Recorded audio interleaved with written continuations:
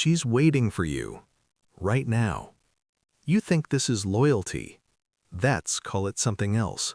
This is anxiety. 78% of dogs suffer because of their owners, not from cruelty, from love. Number 7 on this list is something 9 out of 10 owners are doing right now. Watch until the end. This matters. Number 1. You pull her close. You pull her close. You think she's happy. She's tolerating it. Imagine someone bigger and stronger squeezing you. You can't move. You can't leave. You freeze and wait for it to stop. That's exactly what's happening to her.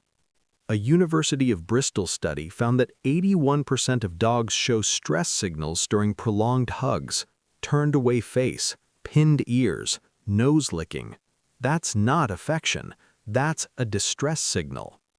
Instead, sit beside her, rest your hand, don't grip. Let her decide how much closeness she needs.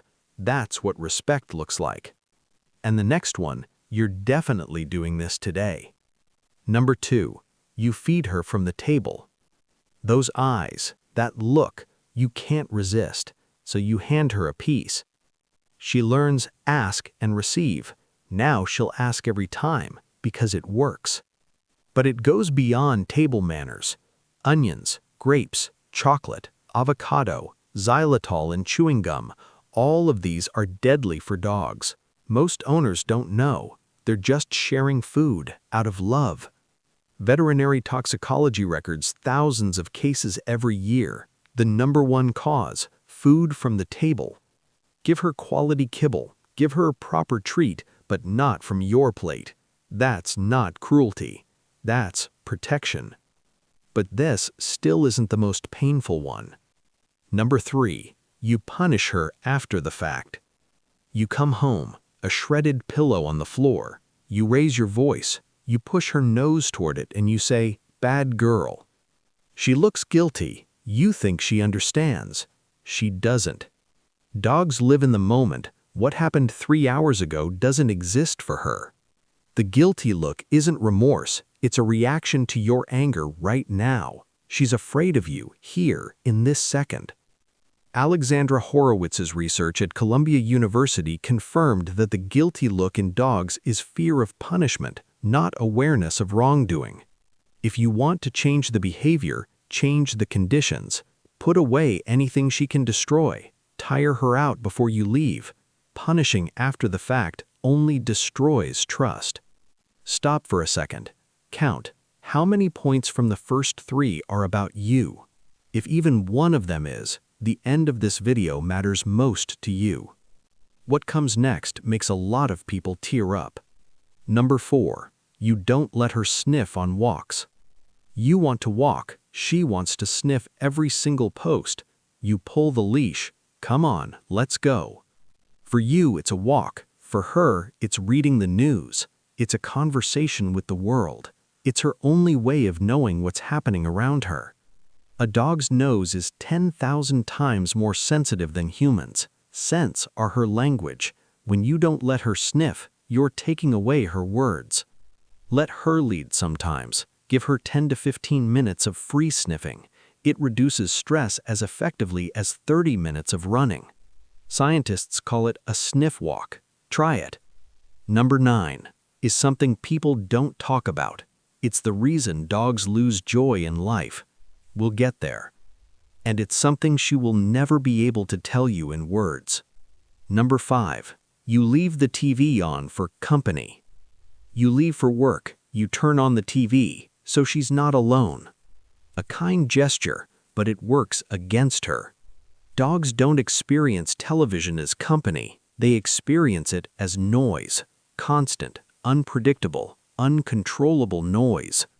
Chronic exposure to loud sounds raises cortisol, the stress hormone. This is confirmed by studies from the Royal Veterinary College in London. Anxiety builds, quietly, invisibly. If you want to leave some sound on, choose a dedicated playlist. Music for dogs isn't a marketing gimmick. It's the result of real bioacoustic research. Slow tempo, low frequencies, no sudden sounds. Or silence. Sometimes silence is the gift. The next one stopped me in my tracks. Number 6. You comfort her when she's scared.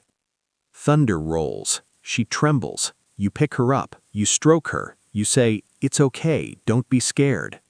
You do it out of love, but you're making it worse.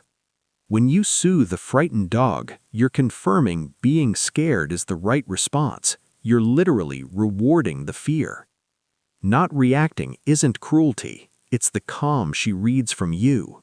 Your calm behavior is the best medicine. Keep doing what you're doing. Don't ignore her. Just don't dramatize it. Create a safe space, a closed, dark spot she can retreat to on her own. A blanket, darkness, quiet. Tell me in the comments, have you done this? Be honest. No one here is judging. We're at the halfway point. The most important part is still ahead. Number 7. You don't set boundaries out of pity. She gives you that look. You can't say no. She sleeps in the bed, jumps on guests, pulls the leash. You think firmness is cruelty. You think love means freedom. But a dog isn't a person. She's an animal with pack instincts. She needs structure. Without structure, she takes control herself, and that terrifies her. A dog who runs the house is an anxious dog. She doesn't know who will protect the pack, so she takes it on herself, even though she doesn't want to. It's called dominance anxiety syndrome. Rules aren't punishment. Rules are care. Say no once, calmly, firmly. She'll breathe a sigh of relief. But this still isn't the most painful one. Number 8. You change the routine without warning. You always left at 8, now you leave at 7. You think it's a small difference. For her, it's devastating. Dogs live by internal clocks. They know when you wake up, when you eat, when you come home. That's their anchor in the world. When the anchor breaks, they lose their bearings. Cortisol levels in dogs spike sharply when their routine is disrupted. This is measured through saliva tests, simple and accurate. A chronic, chaotic schedule equals chronic stress. Try to keep consistent timing. If the schedule changes, give her time to adjust gradually. Shift feeding and walk times by 10 to 15 minutes per day. Her internal clock will reset without panic. What comes next is something people don't talk about, and it changes everything. Number 9. You leave without a ritual. You've read, don't say goodbye to your dog. Don't make leaving a big event. Just slip out quietly. It's popular advice. It's wrong.